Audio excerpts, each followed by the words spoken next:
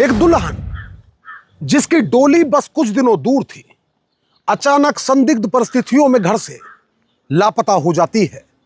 परिवार कुछ भी समझ पाता उससे पहले मिलती है उसकी अधजली लाश।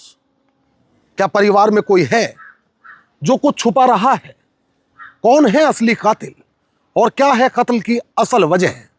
पर्दे के पीछे झांकिए, मगर रहस्य बरकरार रहेगा तब तक जब तक कि हम असल गुनहगार को नहीं कर देते बेपर्दा। नमस्कार, आदाब दोस्तों, मैं आपका साजिद सैफी हूं और आप हमारी खास पेशकश बेपर्दा देख रहे हैं। और बेपर्दा में आज बात हिमाचल की उस सच्ची घटना की जो किसी की भी सोच हिला दे।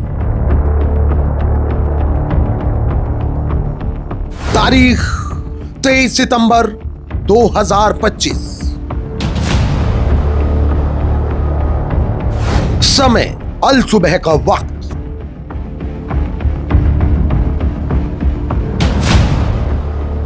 बैरैया मंझण, ऊना, हिमाचल प्रदेश। बैरैया मंझण की इस छोटी सी पंचायत में शादी की हलचल थी। 24 साल की अंशिका ठाकुर दिसंबर में सामाजिक तौर पर शादी के पवित्र बंधन में बंधने वाली थी। असल में सामाजिक तौर पर इसलिए कहा जा रहा है क्योंकि मीडिया रिपोर्ट्स बताती हैं कि हिमाचल निवासी अंशिका और मूल रूप से यूपी के रहने वाले भारतीय सेना के जवान प्रवेश ने जुलाई 2023 में ही कोर्ट मैरिज कर ली थी। सुबह हो चुकी है, घर में सब जाग चुके थे, मगर आज अंशिका अब तक कमरे से बाहर नहीं आई। और अब जैसे ही उसकी मां सुरेंद्रा देवी कमरे में दाखिल हुई, उनके पैरों तले जमीन खिसक गई। कमरा खाली था, अंशिका कहीं नहीं थी।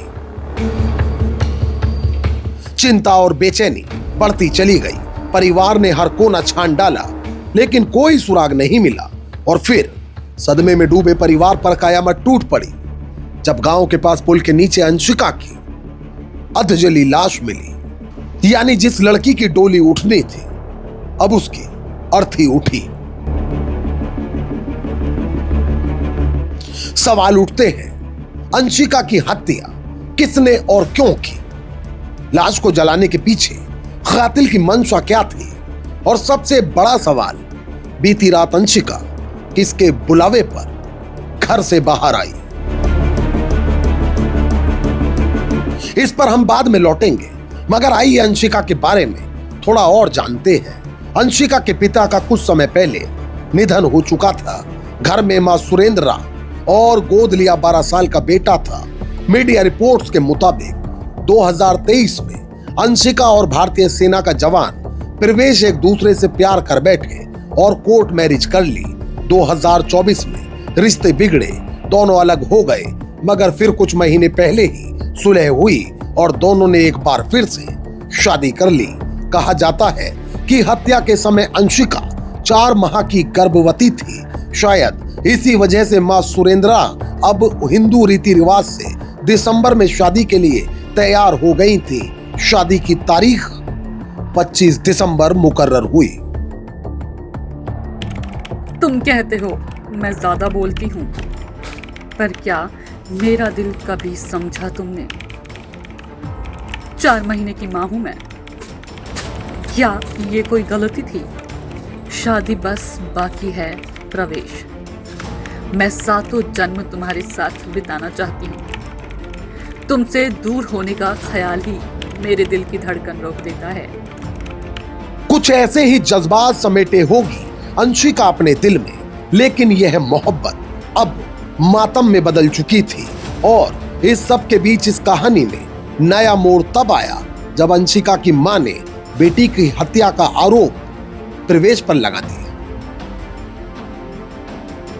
कहा जाता है कि जिस रोज पुलिस ने अंशिका की लाश बरामद की थी, तो घटना स्थल से उसका मोबाइल फोन और टूटी सिम भी बरामद हुई।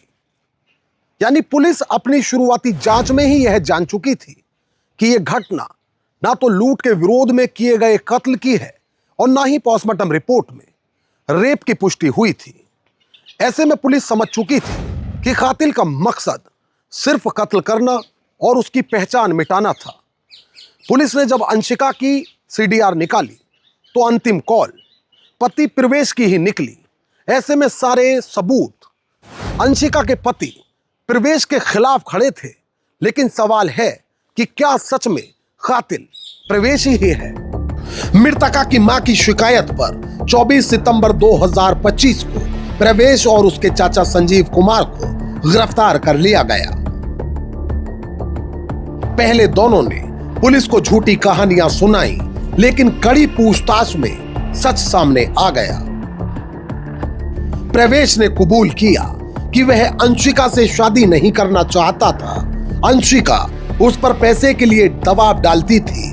गुस्से और लालच में उसने साजिश रची और चाचा संजीव ने उसे अंजाम देने में उसकी मदद की। तुम क्या कर रहे हो मेरे साथ? मेरी कोख में तुम्हारा बच्चा है प्रवेश। छोड़ दो मुझे, मैं जीना चाहती हूँ, प्लीज। जी हां, रूह को झकझोर देने वाला कुछ ऐसा ही खुलासा किया प्रवेश ने। उसने बताया कि पहले उसने अंशिका का रस्सी से गला घोटा। अंशिका बेहोश हुई, मगर कुछ ही देर में उसे होश आया और अब वह रहम की भीख मांगती रही, मगर प्रवेश का दिल नहीं पसीजा। उसने चाकू से हमला किया, नाकाम हुआ तो दूसरा चाकू उठाकर गला काट डाला। इसके बाद शव को पेट्रोल डालकर आग के हवाले कर दिया। अपराध को छुपाने के लिए सबूत, रस्सी और चाकू जंगल में फेंक दिए, मगर यह शायद भूल गया था कि अंधेरा चाहे कितना भी घना हो, मगर सूरज की एक किरण उसे चीर देती है। ठीक वैसे ही कानून की रोशनी में हर अपराध उजागर होता है। इस घटना में भी कुछ ऐसा ही हुआ। पुलिस ने आलाए कत्ल बरामद कर लिया और प्रवेश व उसके चाचा के चेहरे से नकाब हटाकर उसे हमेशा के लिए बेपर्दा कर दिया।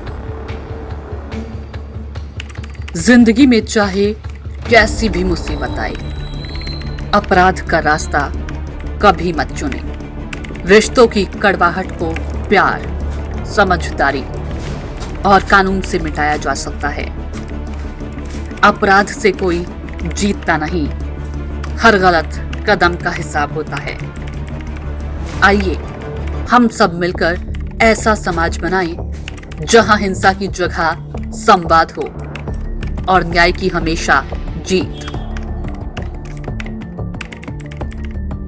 दोस्तों, आज की सच्ची घटना हिमाचल प्रदेश से है। इस घटना को लेकर आपकी क्या राय है, वह आप हमें कमेंट करके जरूर बताएं। और यदि आप हमारी कहानियां पसंद करते हैं तो हमें सपोर्ट करने के लिए हमारे चैनल को तुरंत सब्सक्राइब कर लीजिए, बेल आइकॉन दबा दीजिए। इस खबर को लेकर अपनी राय बताएं कमेंट करके, और हमें सपोर्ट करने के लिए हमारे वीडियो के लिंक को अपने दोस्तों और रिश्तेदारों में शेयर जरूर कर दें। मोहित भाटी और अमजद राना के साथ चांद मलिक, क्राइम स्टोरीज अड्डा। तो दोस्तों, फिल वक्त मुझे दीजिए इजाजत, लेकिन यदि आप क्राइम स्टोरीज अड्डा पर बेपर्दा के और भी एपिसोड देखना चाहते हैं तो हमारे चैनल को तुरंत सब्सक्राइब कर लीजिए, बेल आइकॉन दबा दीजिए। इस रिपोर्ट को लेकर आपकी क्या राय है, वह भी आप हमें कमेंट करके जरूर बताएं। और यदि आप चाहते हैं कि हमारे चैनल पर क्राइम की कहानियों का सिलसिला आगे भी मुसलसल बादस्तूर जारी रहे तो हमें सपोर्ट करिए।